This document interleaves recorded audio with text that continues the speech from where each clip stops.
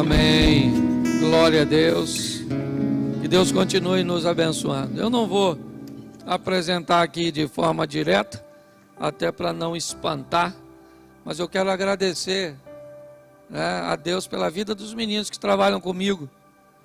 Nós temos um ambiente muito saudável de trabalho lá no sítio, e hoje eu tenho o privilégio de tê-los aqui, compartilhando conosco deste culto, e quero agradecer a Deus pela vida de vocês. Deveria colocar vocês de pés, mas não vou fazer isso, certo? Que Deus abençoe. Bom, irmãos, deixa eu fazer uma reflexão com vocês hoje. Nós sempre vivemos e enfrentamos ambientes de adversidade. Encontrar uma oposição nunca foi nenhuma novidade para nenhum de nós.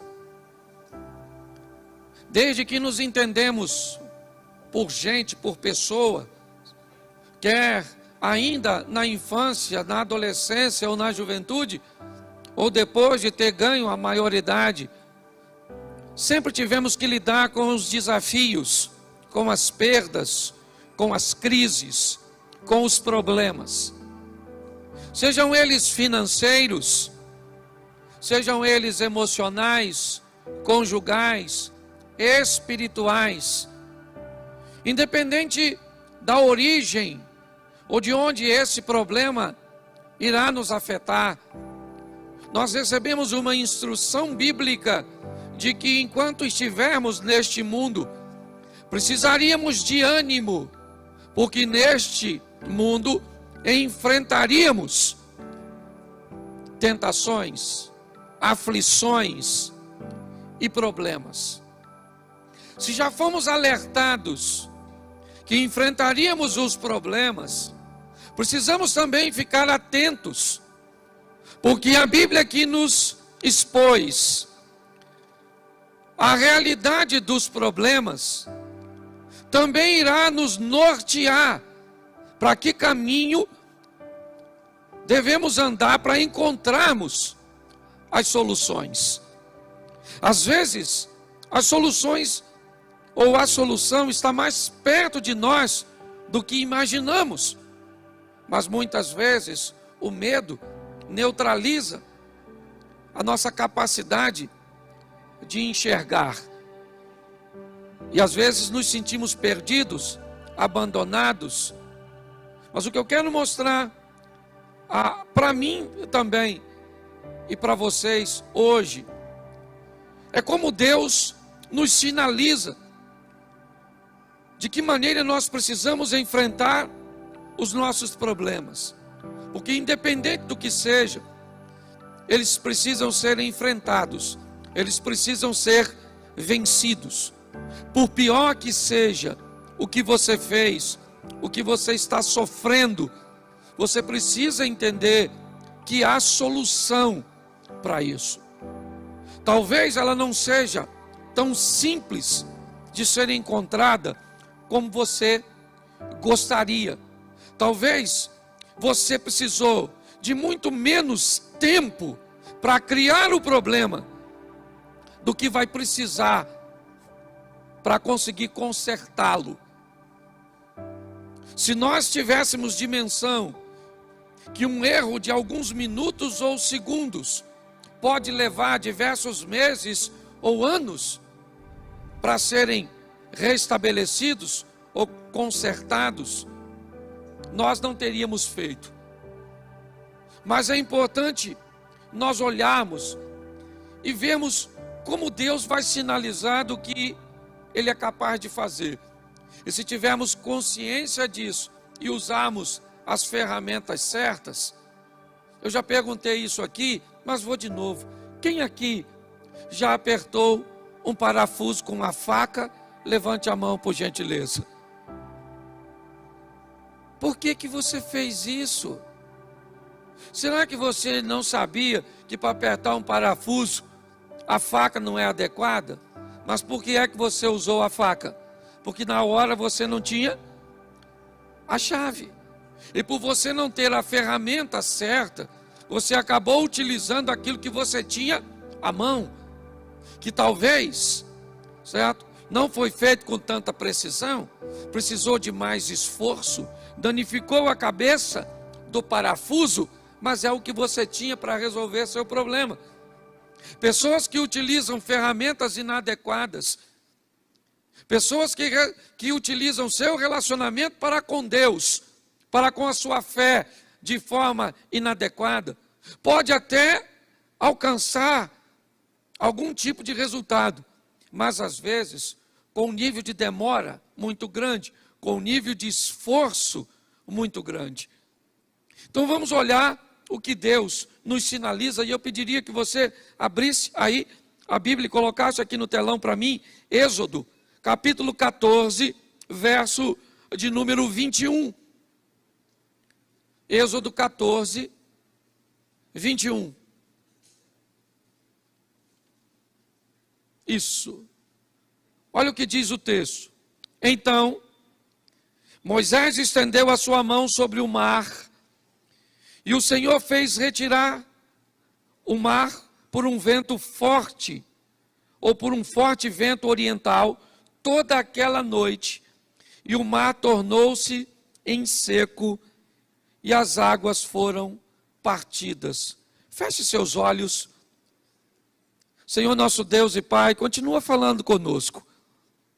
Usa-me como um canal de bênção nesta hora. Pelo poder do nome de Jesus. Em nome de Jesus. Amém. Glória a Deus. Deixa eu falar com vocês. E porque hoje quero mostrar a vocês ambientes que estavam fortemente fechados.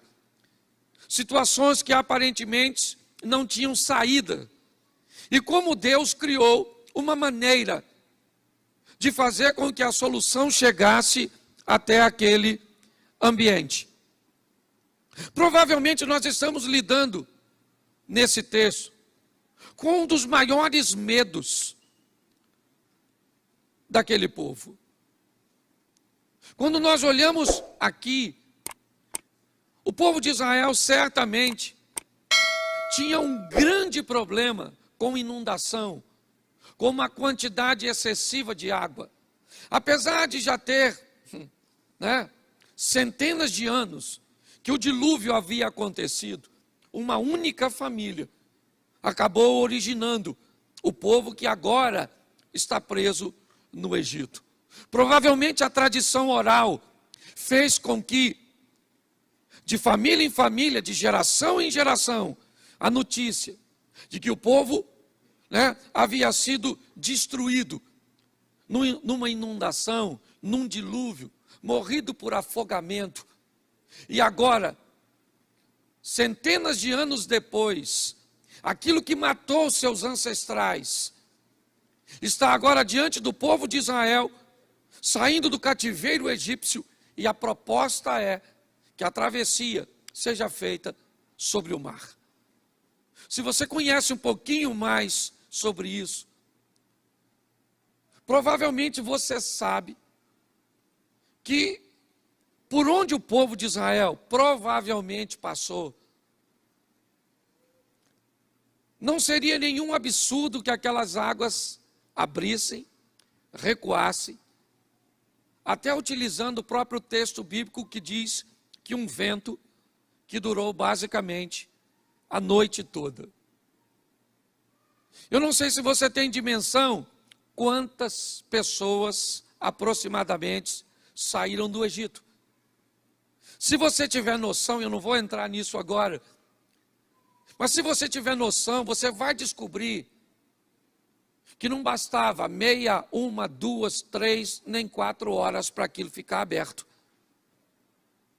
Porque pela quantidade do povo que precisaria atravessar aquele caminho, nós precisaríamos de muito mais tempo para que isso acontecesse com sucesso. Quando você ouve alguém dizer que é perfeitamente fácil explicar que um vento numa velocidade seria capaz de repartir as águas, me entendam que grande parte dos milagres que vamos ver na Bíblia tem mais a ver com um momento do que um fato. O milagre é muito mais Porque o fenômeno aconteceu no momento em que o povo estava precisando do que propriamente, né? Quando alguém tenta explicar um milagre, não, mas é fácil descobrir porque isso aconteceu, cientificamente era possível que isso acontecesse, mas isso não tira a legitimidade do milagre, porque o maior milagre não foi o mar ter sido aberto, o maior milagre foi as águas terem sido abertas exatamente no momento em que o povo ia passar. O milagre está em a maré ter retornado exatamente no meio do percurso dos egípcios. Parece que quando tentamos trazer mais sensatez para um ambiente de fé, nós encontramos sérias resistências, porque pessoas começam a achar que estamos querendo desmerecer o poder de Deus. Ainda que até o vento é criação dele e já seria um milagre por si só. Mas o que eu quero mostrar a você aqui é que o povo está num ambiente sem saída. E eu não sei se Deus está com a intenção de mostrar a este povo que o que matou um povo lá atrás por desobediência pode ser controlado por Deus agora. Que Deus agora tem o poder de reter as águas, de proteger este povo, de começar a caminhada de fé agora, da saída do Egito, mostrando a este povo o quão grande ele é e que tipo de obstáculo ele é capaz de vencer para proteger um dos seus. É muito importante hoje, porque quando nós enfrentamos um problema, e principalmente para essa geração tão volátil,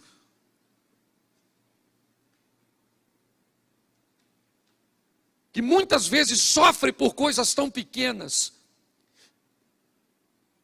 que querem desistir por coisas tão banais. Se nós entendemos que o Deus que nós servimos pode abrir um mar, pode fazer um milagre para proteger e salvar um dos seus, com certeza nós vamos levar uma vida um pouco mais tranquila. Pelo menos no que diz respeito à segurança de um Deus que vai agir. Muitas pessoas hoje querem desistir de seus relacionamentos, querem desistir de sua vida profissional, querem desistir da sua caminhada de fé. Mas por quê? Não, pastor, eu estou debaixo de uma pressão tão grande. Será que você não consegue ver que o Deus que você serve abriu um mar para libertar seu povo, para agir em favor de seu povo, e um Deus que fez tudo isso não pode agir em nosso favor? Às vezes o que precisamos é apenas um pouco mais de resistência, de tenacidade, para que possamos ficar de pé e entendermos o que Deus está querendo nos mostrar. O que Ele diz: ainda que você esteja num ambiente totalmente sem saída, onde você olhe para todos os lados e não veja nenhuma rota de fuga, talvez isso explique o que disse o salmista: eleva os meus olhos para os montes, e de onde virá o meu socorro? O meu socorro vem do Senhor, que fez os céus e a terra. Me parece que o salmista está dizendo: o monte ainda é um local muito baixo para olhar. Me parece que ele está dizendo: quando eu olho para os montes, eu ainda pergunto de onde virá o meu socorro, mas eu descubro que acima dos montes ainda tem um lugar onde eu posso colocar a minha segurança e a minha fé, porque é de lá que Deus vai enviar recursos para a minha vida. Eu não sei o que você precisa hoje, eu só sei que você precisa entender que o Deus que você serve pode controlar, certo? Toda a situação, simplesmente para que você e eu saiamos ilesos.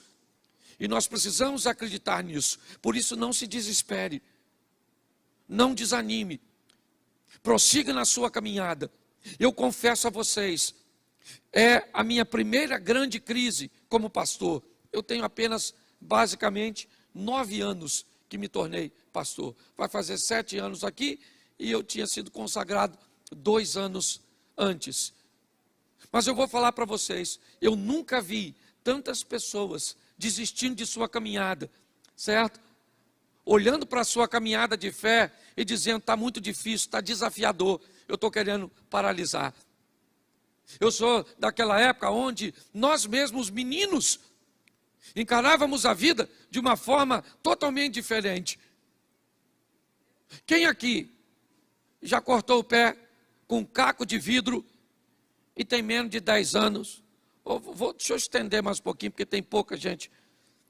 Tem menos de 15 anos e cortou o pé no caco de vidro, levante a mão. Menos de 15 anos de idade. Menos de 15 de idade. Você é um adolescente. 1, 2. Quem aqui tem menos de 20 e furou o pé com prego? Levante a mão. Menos de 20. É só para você ver que a nossa geração... Quem aqui tem mais de 30 e furou o pé com prego já na vida? Levanta a mão. Arrebentou a barada. Show de bola. Quem aqui tem mais de 30 e cortou a cabeça no arame farpado porque ia passar de baixo? Levanta a mão. Quem aqui tem mais de 40 já teve frieira e bicho de pé? Levanta a mão. Louvado seja o Eterno. Pastor, o que você está falando? Eu estou falando que nós temos gerações diferentes. Entendeu? Até as músicas sertanejas eram diferentes. Na minha época, o camarada, quando ele era traído, o máximo que ele fazia era dormir na praça. Hoje o cara mata a mulher, mata os vizinhos, mata tudo. O que é isso? Uma geração que não sabe resolver problemas. Uma geração frágil. O texto está me dizendo uma coisa: que ambiente? Esquece o mar por um momento. Pense num ambiente onde não tem rota de fuga, onde não tem como fugir. Certo? O faraó mandou o seu exército vir atrás de Israel. Não tem como fazer nenhum tipo de manobra com a quantidade de gente que Moisés está liderando. E naquele momento, isso é que é incrível, naquele momento, 1 Tessalonicenses capítulo 5, né? Nós olhamos um texto muito extraordinário. Orai sem. E agora no Velho Testamento, o Moisés, um homem de oração, vai dobrar seu joelho, porque o faraó está vindo, e Deus pergunta a Moisés: por que tu está orando? Agora não é hora de orar, agora é hora de agir. Estende a tua mão e coloca a vara. Faz a sua parte que eu faço a minha, e todos vão ver o sobrenatural vir na sua direção. Está na hora de fazermos para a vida o que nunca fizemos, para recebermos da vida o que nunca recebemos. O nosso Deus é um Deus que abre caminho onde o caminho não precisa dificultar. Eu já brinquei aqui com a música, né? Aliás, eu nem sei quem compôs, qualquer hora posso encontrar, porque isso vai para a internet. Mas porque tem gente que até na canção dificulta o jogo. Quem aqui já ouviu uma canção que diz que Deus abre porta onde não tem parede? Aí eu me perguntei quando eu estava cantando: para quê uma porta num lugar que não tem parede? Você quer porta onde não tem parede? Sim ou não? Porque não precisa. Você consegue me entender a mente de algumas pessoas? O que eu quero mostrar para você hoje é que a situação pode estar fechada e sem saída, mas se Deus estiver com você, o mar vai ter que se abrir, o deserto vai ter que te fazer prosperar, as coisas vão acontecer, porque tudo responde a Deus, e Ele é o Todo-Poderoso, amém? Então é importante entendermos isso. O primeiro milagre que o povo vai viver, me parece que é um ambiente de cura. Vamos sair, e de que forma? Já tinha as 10 pragas do Egito, que tinham sido sensacionais para o povo de Israel. Mas atravessar algo e superar algo que tinha vencido aquela geração lá, sobrado apenas Noé e sua família, para o povo, era um grande desafio. E Deus está mostrando: o que destruiu seus ancestrais não destrói você. O que você tem? Você tem uma herança hereditária de um câncer? É isso? Você tem uma herança hereditária de uma hemodiálise? Me ajude aí na doença. Falhou a mente. Não, quem faz hemodiálise. Mas agora faltou o nome, tá bom, é isso aí mesmo. Porque tem hora que dá um branco aqui, certo? Mas preste atenção, o que tem? Pastor, na minha casa todo mundo divorciou. Está na hora de quebrar isso, isso não é para você. Na minha casa, todo mundo, ninguém prosperou. Está na hora de quebrar isso. Não é porque venceu lá atrás que vai vencer você. Nós precisamos tomar uma postura, um posicionamento. E descobrimos que o Deus cujo qual nós andamos, Ele abre e cria circunstâncias onde elas não existem para nos livrar. Posso ouvir um amém? Coloca para mim Josué capítulo 6, verso 1. Eu quero te mostrar uma segunda situação. Se em Êxodo Deus resolve coisas grandes, olha só. Ora, Jericó cerrou-se, estava cerrada por causa dos filhos de... Nenhum saía nem... Preste atenção. A cidade de Jericó está fechada. Porque o povo que atravessou o mar e viveu o milagre, vem vivendo uma vida de milagres, uma vida de lutas. Você pensa que foi só a opressão do Egito? Não, ela acabou, mas estava o mar. Eles venceram o mar, agora vêm os obstáculos. É a sede, é a fome. Você pensa que isso é o maior problema? Tem Og e Seom. Israel vem caminhando, é verdade? Sim. Imagine na vida do povo de Deus. Acaba de vencer um obstáculo e aparece outro. É vencer uma crise e aparece outra. E o povo vai vencendo, superando, crescendo. E agora, o povo se depara com uma cidade fechada. Fechada como o mar estava. É verdade. Mas quando nós olhamos para esse ambiente, que mensagens nós podemos tirar hoje sobre Jericó? Basicamente duas. É o que eu quero esclarecer com vocês aqui. Primeiro, a insatisfação de alguém que está dentro. Raabe, a prostituta. Quando eu olho para Jericó, o que eu vejo? Eu vejo que além dos muros que vão cair, além da cidade que vai ser destruída, nós vamos ver o coração de uma mulher que resolve se posicionar. Me parece que se com o mar nós descobrimos que Deus pode fazer coisas grandes, com Jericó nós descobrimos que para que coisas grandes aconteçam, nós precisamos nos posicionar. Quando eu olho para Jericó, eu vejo, a cidade se fecha. Israel não tem material bélico para derrubar os muros. Eles não têm armas. Não. Eles não têm condições de entrar naquela cidade. Ela se fecha. Mas Deus diz a Josué: nós vamos destruir essa cidade. Eu derrubo os muros e você entra com o exército e destrói tudo. Deus está nos dando uma direção para aqueles que querem resolver seus problemas. Entender que muitas vezes, para que eles sejam resolvidos, eu preciso sair de cima do muro. Eu preciso tomar uma posição para salvar meu casamento, para salvar minha vida financeira, para dar sentido à minha vida. Sabe, eu preciso me posicionar, parar de viver quebrado para manter os outros inteiros. Está assim de gente, que para fazer com que os outros fiquem inteiros, vive o tempo inteiro se quebrando, abrindo mão de seus valores, de seus princípios e de suas vontades. A vida está pedindo de cada um de nós posicionamento. Quem vai morrer? Todo mundo em Jericó. Mas todo mundo em Jericó, sim, a cidade vai ser totalmente destruída, acabou. Mas não, em Jericó não vai morrer todo mundo. Em Jericó alguém vai ficar salvo. Então quem é? É o rei, que é o mais poderoso? Não, ele morre.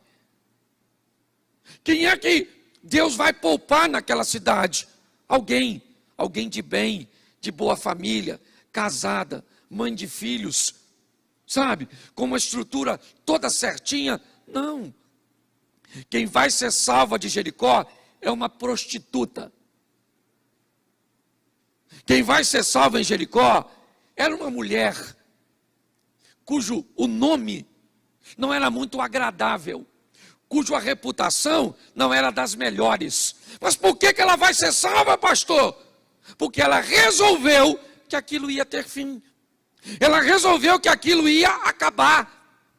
Você sabe qual é o problema de muita gente? É que elas não sabem a diferença entre tolerância e tentativa.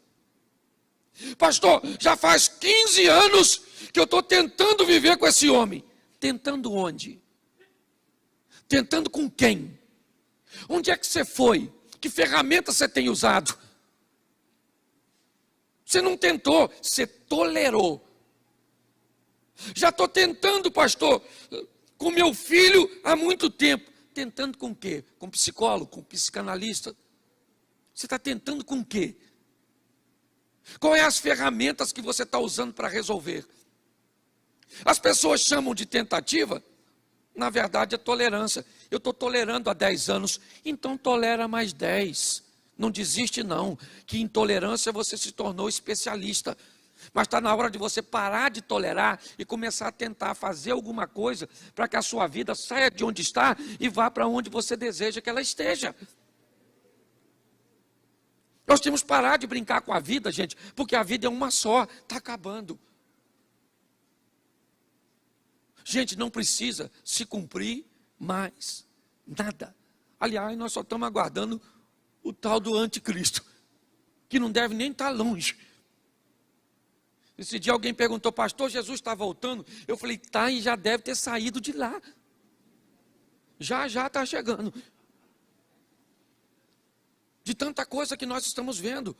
Mas o que a vida está pedindo de mim e de você? Postura, posicionamento. É isso que nós estamos vendo aqui, certo? O que Jericó me informa? Estava tudo fechado. E se você pensa que o maior problema é nos portões da cidade, não é. É a sentença que está sobre todos os que moram dentro dela. Olha bem, isso é que é mais importante. O que caiu de mais poderoso não foi o muro, foi o coração de algumas pessoas que moravam lá dentro. Foi isso. Mudar um coração, mudar uma mente, mudar um pensamento, é muito mais difícil do que derrubar uma casa, do que derrubar um muro. A lição que a Bíblia está me dizendo é: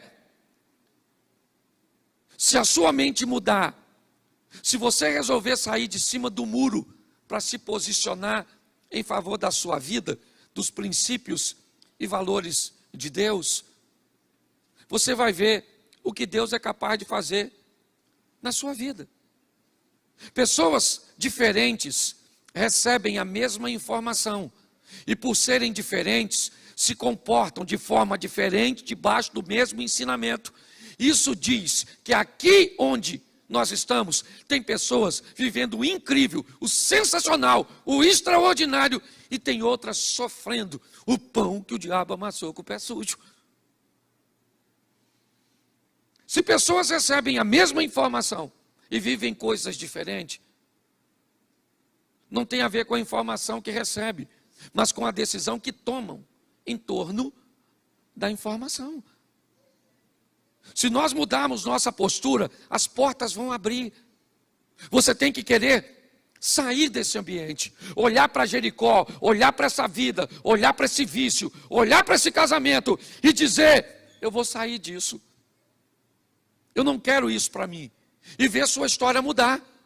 Ou então, arrumar um culpado para a sua tragédia.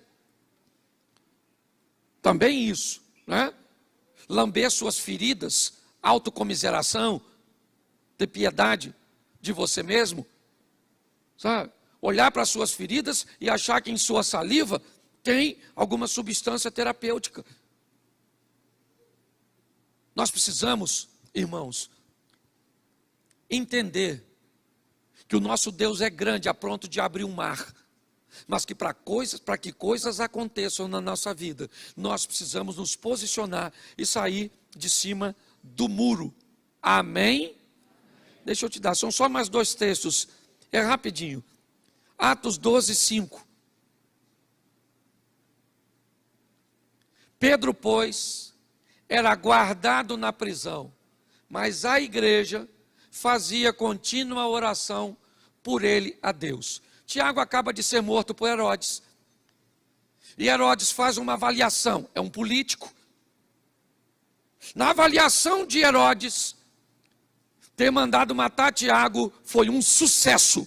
Então ele manda prender a Pedro, com o propósito de dar a Pedro o mesmo fim que deu a Tiago.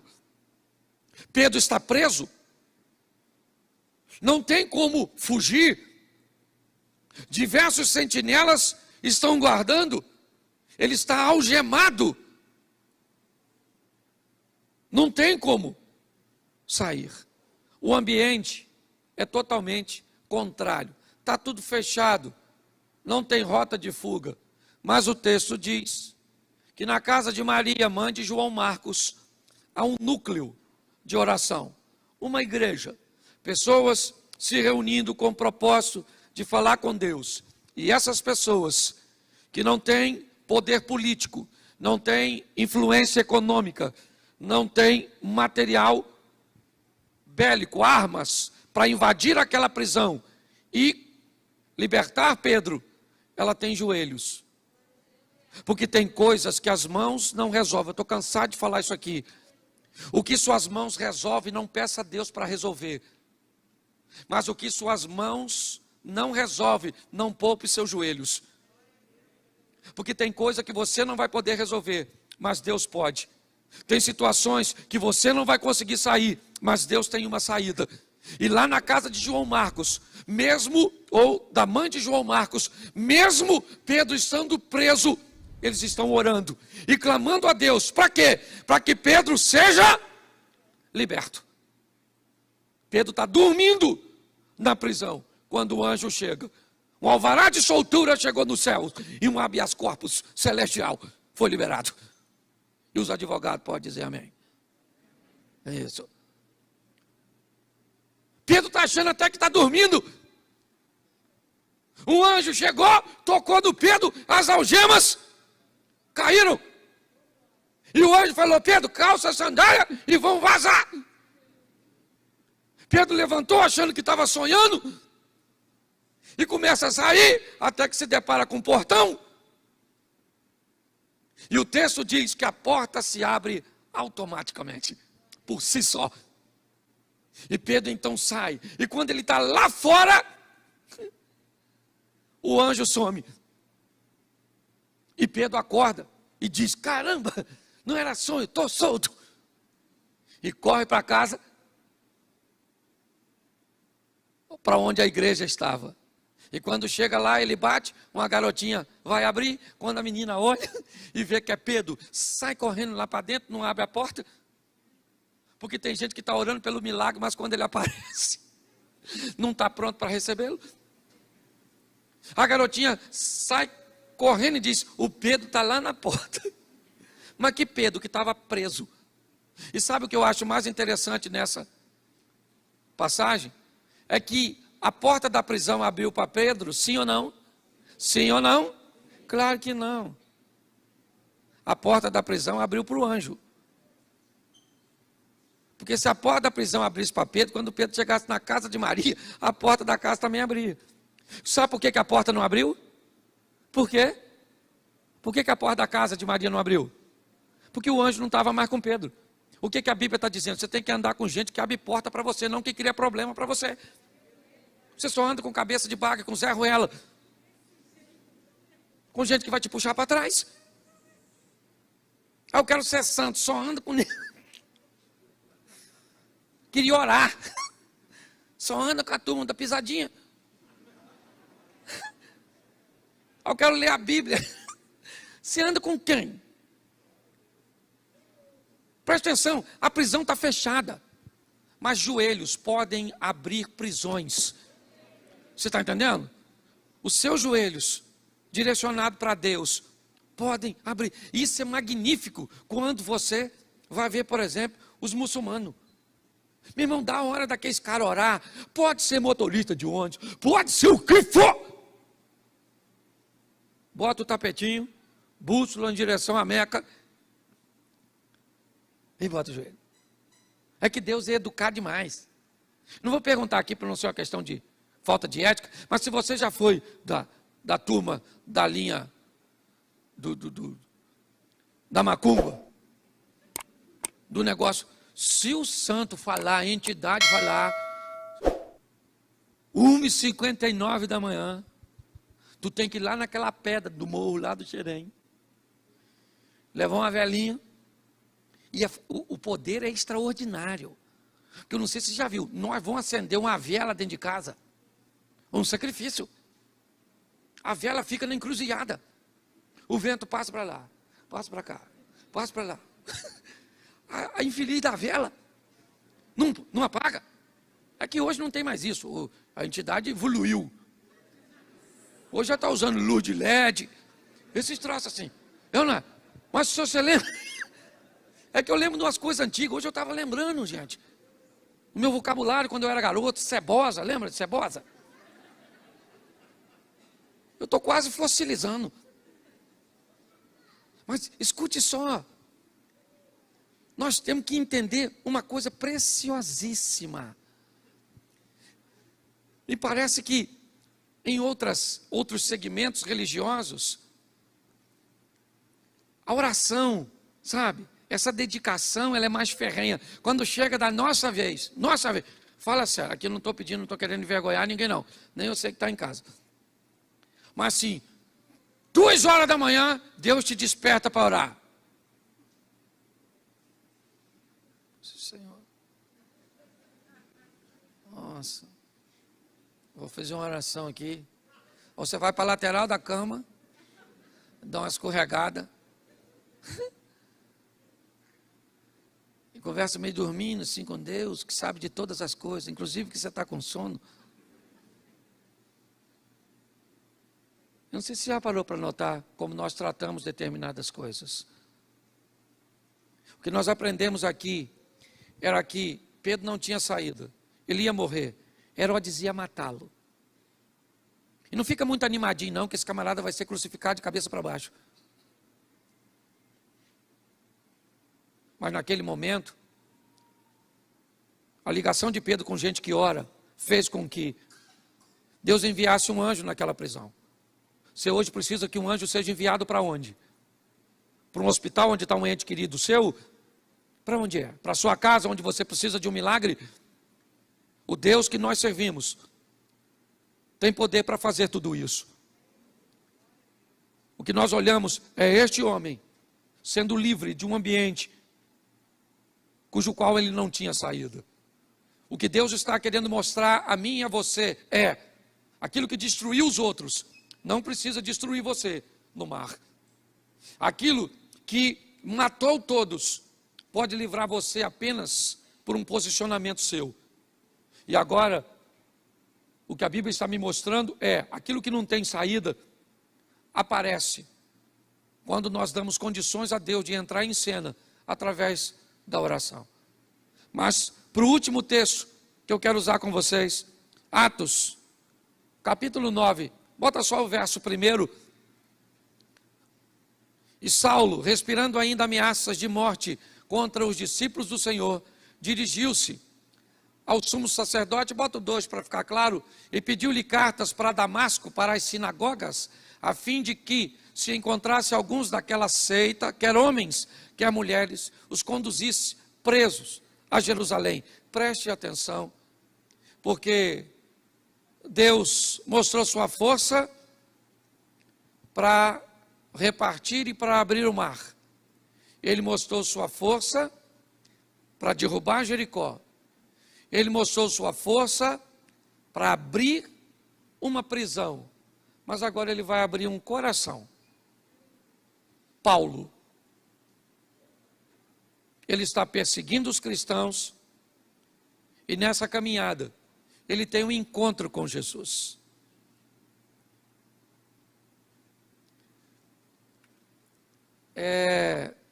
Por incrível que pareça, eu não sei se você tem acesso a essas informações, mas Jesus tem aparecido para algumas pessoas no Oriente Médio.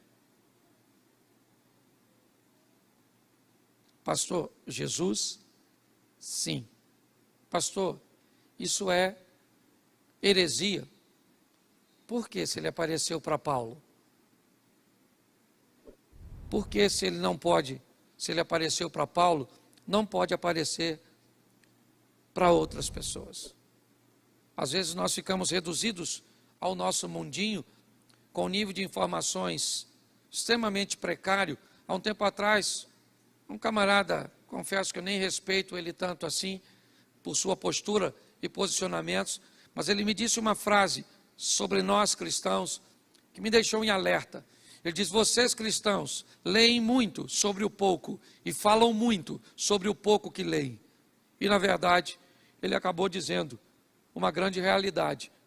Se nós ampliássemos nossa mentalidade, as coisas ficariam mais fáceis, até para explicarmos aos outros aquilo que cremos. Quando olhamos aqui, eu vejo Paulo se dirigindo a Damasco, e o texto diz que ele tem um encontro com Jesus. Saulo, Saulo, por que você me persegue? Paulo diz: mas quem é o Senhor? Ele disse: eu sou Jesus, a quem você me persegue, ou a quem você persegue. Nós vemos agora um Deus que entra para abrir corações. Eu falo muito para casais, e o sucesso de um casamento ou de relacionamentos interpessoais está apenas em mudar 50%. Você não precisa mudar 100%, porque se você mudar 100%, você deixa de ser você. Se você mudar 50% e a parte de um todo é 100%, só que ela é composta de um outro indivíduo que também vai mudar 50%. E quando ele muda 50% e eu mudo 50%, automaticamente alcançamos os 100%. Quando eu vejo para Paulo aqui, o coração deste homem, aquilo que ele fazia, a morte de Estevão, ele não participou diretamente, mas segurava a capa de quem estava matando Estevão. E no caminho de Damasco ele tem um encontro com Jesus. E Jesus faz no coração de Paulo uma abertura extraordinária. Muda a mentalidade daquele homem. Eu estava conversando hoje nos gabinetes que fiz. Arrependimento não tem nada a ver com choro. Ah, fulano está chorando, está tão arrependido, pediu desculpas, está tão arrependido, olha o quanto está sentido. Arrependimento tem a ver com mudança. Se não houve mudança, não houve arrependimento. Houve qualquer tipo de emoção. O que nós estamos vendo é Jesus entrando para libertar um homem. De quê? De um coração totalmente fechado. É isso. Paulo não consegue entender o que está acontecendo ao seu redor. É um homem de bem, é verdade. É um homem correto, é verdade. Mas é um homem perdido nas suas próprias emoções, nos seus próprios valores. E é ali que Jesus entra para libertar. Eu tenho visto hoje a oportunidade que Deus anda buscando de fazer o melhor por nós, de fazer o incrível, o sensacional, o extraordinário, o que Ele precise. Primeiro, que eu descubra que Ele é um Deus que faz coisas grandes. Segundo, que eu resolva sair de cima do muro para me posicionar. Terceiro, que eu descubra o valor dos meus joelhos e da oração. E quarto, que não tem coração que Ele não possa quebrar. Às vezes oramos a vida inteira para que Deus quebre o coração do outro, mas esquecemos que talvez o coração mais duro seja o nosso. Saia daqui hoje para levar a sua vida de forma diferente. para encarar a sua caminhada de fé de uma forma mais equilibrada. Jesus está às portas voltando. O povo está sedento, querendo ouvir a palavra de Deus. O desafio é termos pessoas que consigam muito mais do que falar, porque é isso que nós temos, uma crise de credibilidade. Se eu falar para você a palavra político, o que você pensa? Qual é a palavra que você associa? Qual é a palavra? Corrupção?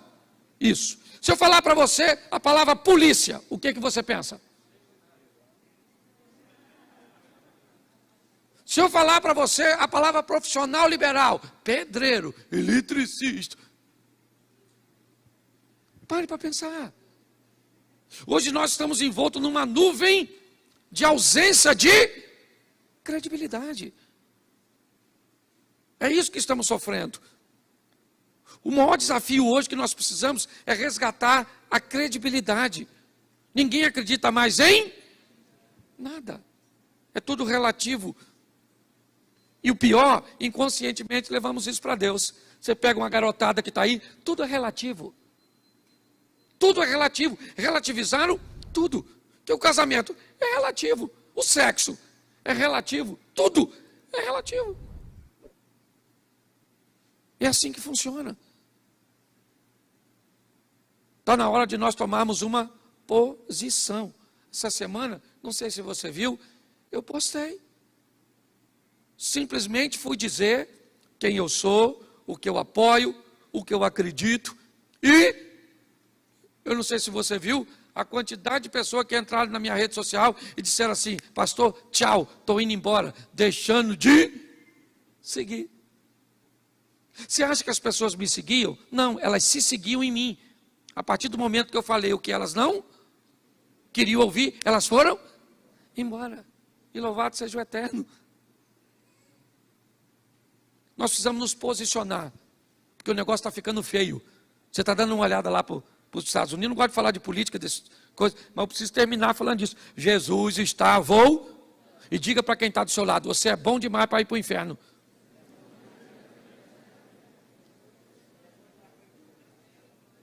Você pode ficar de pé?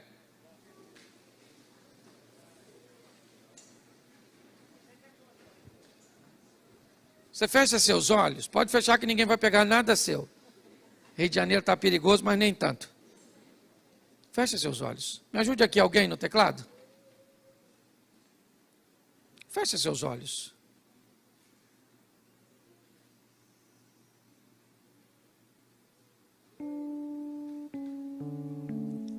Só para que você saia daqui organizando na sua mente: quem é Deus? É aquele que pode fazer algo grande, livrar você daquilo que talvez destruiu alguns dos seus.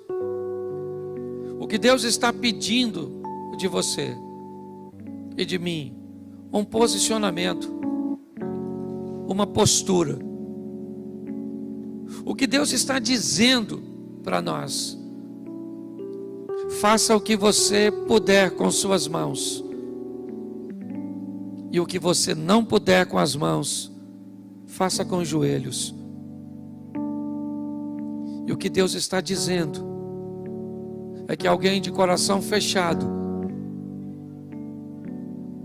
alguém com o coração endurecido, pode ser transformado por um encontro de verdade. Com quem? Com a igreja? Com o pastor? Com a Bíblia? Não. Com Jesus. Porque quer o pastor, quer a igreja, quer a Bíblia, ela tem a função de apresentar Jesus para as pessoas. Que você saia hoje daqui com essa mensagem no coração. Talvez você já sabe que Deus é grande, mas não quer se posicionar.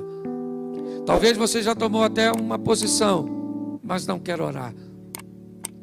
Talvez você está até orando, se posicionando e acreditando que Ele é grande, mas não quer ter um encontro com Jesus. Por isso, nessa hora, com muito respeito, quem age nessa igreja é o Espírito Santo de Deus. O culto está acabando, eu não posso ir com você, o ministério de louvor não pode ir com você, mas tem alguém aqui que pode. Esse alguém é o Espírito Santo. De olhos fechados, se hoje você quer voltar para Jesus, tomar uma postura, mudar a sua vida, se hoje você quer tomar essa decisão pela primeira vez, só se tiver alguém assim, eu queria que você levantasse a sua mão e eu quero orar por você.